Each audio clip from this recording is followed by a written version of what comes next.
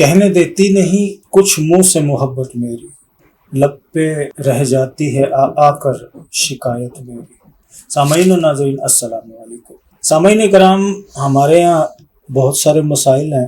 پاکستان میں بے روزگاری کا مسئلہ ہے، پاکستان میں تعلیم کا مسئلہ ہے، ناخواندگی کا مسئلہ ہے، پاکستان میں بے شمار مسائل ہیں، جن میں سے ایک مسئلہ نوجوانوں کی شادیوں کا بھی ہے۔ شادی کے انتظار میں بچیوں کے سر پر چاندی آ گئی، وہیں نوجوان بھی تابناک مستقبل کا خواب آنکھوں میں سجائے سرگرداں ہیں، اور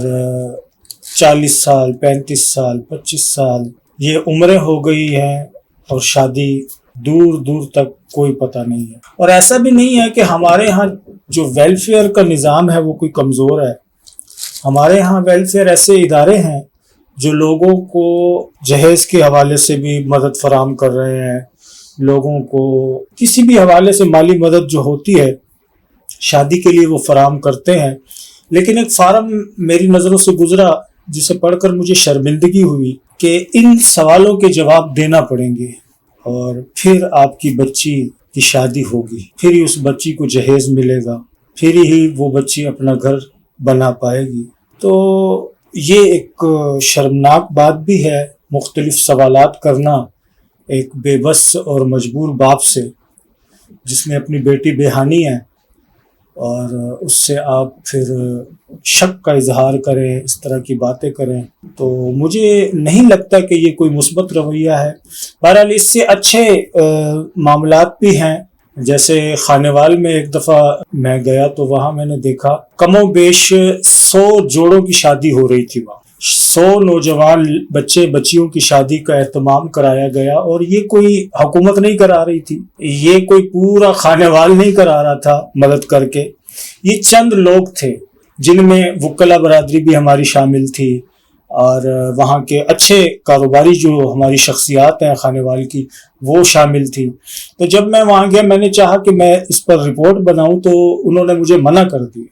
انہوں نے کہا سر ہم اس کی تشہیر نہیں کرتے، ہم یہ عرصے سے کر رہے ہیں کام، اور آئندہ بھی ہمارا جذبہ جمع ہے، ہم کرتے رہیں گے، لیکن ہم اس کی تشہیر نہیں چاہتے۔ تو زیادہ خوشی ہوئی پھر مجھے کہ دیکھیں ایک بڑا کام کر رہے ہیں لیکن اس کی تشہیر بھی نہیں چاہتے، حالانکہ تشہیر ہونی چاہیے تھی تاکہ دوسرے لوگوں کو بھی حوصلہ ملے اور وہ بھی تعاون کریں، اور یہ جو جہاں 100 لوگوں کی شادی ہوتی ہے، 100 جوڑوں کی شادی ہوتی ہے، وہاں 200 400 600 جوڑوں کی شادی کا اہتمام بھی کیا جا سکتا ہے۔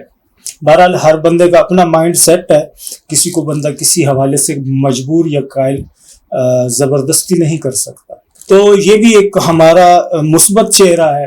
لیکن یہاں یہ بھی دیکھ لیں کہ ان تمام چیزوں سے مستفید کون ہوتا ہے۔ کوئی سرمایہ دار مدد کرتا ہے یا کوئی ویلفیئر ادارہ مدد کرتا ہے، تو یہ مدد کرتا کس کی ہے؟ یہ مدد اس باپ کی کرتا ہے، یہ اس بیٹی کے باپ کی کر سکتا ہے جو چل کر اس کے پاس جائے، یعنی کسی سرمایہ دار کے پاس بیٹی کا باپ جائے اور اس کو اپنی فریاد بتائے کہ میرے یہ معاملات ہیں، مجھے کچھ پیسے چاہیے جو میں اپنی بچی کو عزت سے رخصت کر سکوں، تو یہ تو ان لوگوں کے ساتھ مدد ہو سکتی ہے۔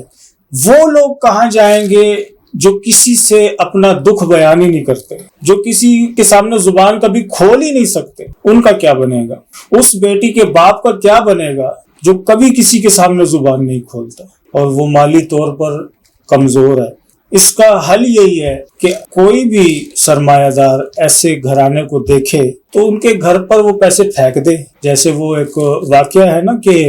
ایک حاجی حج کے لیے تیاری ہوئی، تمام تیاریاں ہو گئی، تو وہ چونکہ ہمارے ہاں ایک ماحول بنا ہوا ہے کہ دوستوں سے محلے داروں سے اجازت لیتے ہیں یا مل کر جاتے ہیں، اور ان سے وہ جو فریادیں ہوتی ہیں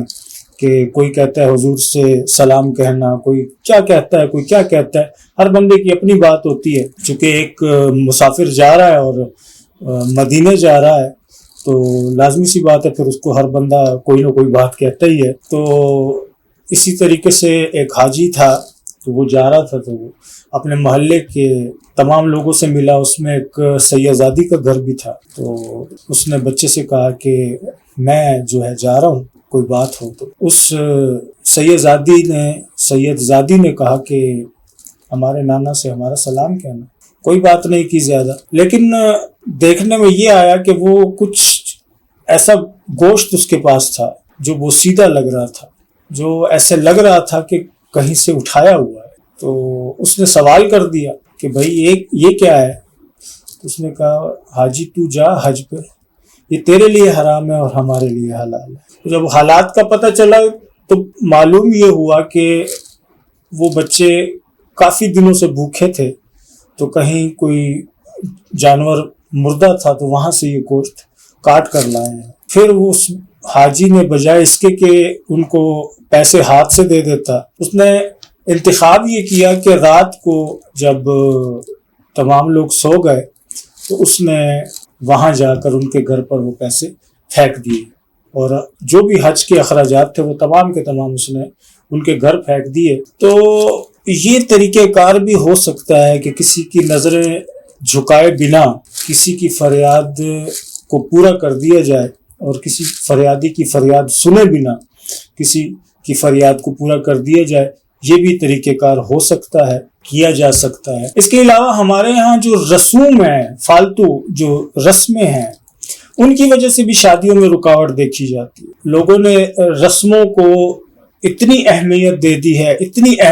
دی ہے کہ اب وہ کوئی رسم کرنی ہے، اس کے لیے پیسے نہیں ہوتے تو کہتے ہیں جی اب تو شادی نہیں ہو سکتی، یہ فلاں رسم تو آپ نے کی نہیں۔ یہ بھی ایک بڑا دو طرفہ جو معاملہ ہے، لڑکے والوں کی طرف سے بھی لڑکی والوں کی طرف سے بھی، اس کو بھی روکنا چاہیے۔ اور دوسرا جو ڈیمانڈز ہیں، شرائط ہیں، وہ بڑی ہائی فائی کی جاتی ہیں۔ تو پہلے یہ ہوتا تھا کہ تقویٰ دیکھا جاتا تھا، پرہیزگاری کو ملحوظ خاطر رکھا جاتا تھا، بچی نیک ہے، بچی پرہیزگار ہے، نماز پڑھتی ہے، گھر کے کاموں میں اس کا کیا معاملہ ہے، وہ چیزیں دیکھی جاتی تھی، مال و اسباب نہیں دیکھا جاتا تھا۔ آج یہ دیکھا جاتا ہے کہ اگر شادی ہو رہی ہے تو یہ مجھے دے گا کیا، یعنی لڑکی والوں کی خواہش یہ ہوتی ہے لڑکا دے گا کیا، اور پھر سخت ترین شرائط دونوں طرف سے سامنے آتی ہیں بسا اوقات، جس کا کوئی جواز ہی نہیں بنتا۔ تو ایسی رکاوٹیں جو لوگ ڈالتے ہیں انہیں بھی سوچنا چاہیے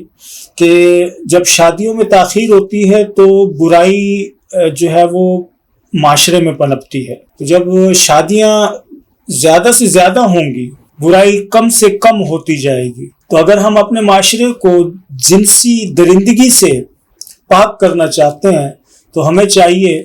کہ شادیوں کو آسان بنائیں، بچوں اور بچیوں کی شادیاں جلد از جلد کرنے کی عادت بنائیں، تاکہ ہمارے یہ مسائل جو ہیں جلد از جلد حل ہوں، جو کہ سوشل میڈیا کے راستے ہمارے گھروں تک آ پہنچے ہیں،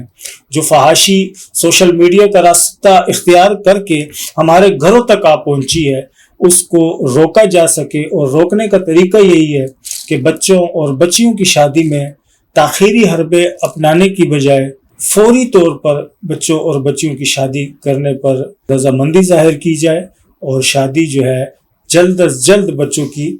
کرائی جائے۔ بہت شکریہ جی، اللہ حافظ۔